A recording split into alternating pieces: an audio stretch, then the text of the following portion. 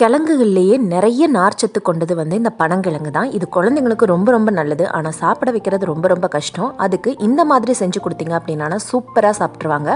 இதுக்கு ஒரு 4-5 பனங்கிழங்கு எடுத்துக்கலாம். அதை நல்லா தோலை எடுத்துட்டு அதுக்கப்புறமா 2ஆக கட் பண்ணி குக்கரில் போட்டு ஒரு 2 விசில் இல்லை 3 விசில் போட்டு எடுத்துடலாம். இதோட கொஞ்சம் உப்பு போட்டு நீங்கள் வேக வச்சிங்க அப்படின்னா நல்லாவே இருக்கும்.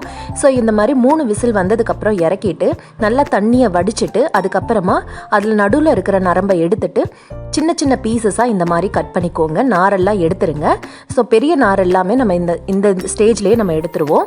இப்போ ஏற்கனவே நம்ம எடுத்து வச்சிருக்கிற பனங்கிழங்க மிக்ஸி ஜாரில் போட்டு நல்லா அரைச்சிட்டு அதோட கொஞ்சமாக தேங்காய், ஏலக்காய் தூள், அப்புறம் நாட்டு சர்க்கரை, உங்களுக்கு வேணும்னா இதில் கொஞ்சம் நெய் கூட ஆட் பண்ணிக்கலாம். நான் நெய் ஆட் பண்ணலை. ஸோ இதை நல்லா பிசைஞ்சு உருண்டையாக பிடிச்சி கொடுத்தீங்க அப்படின்னா சாப்பிடாத குழந்தைங்க கூட இந்த பனங்கிழங்க சாப்பிடும். நீங்கள் ட்ரை பண்ணி பாருங்கள்.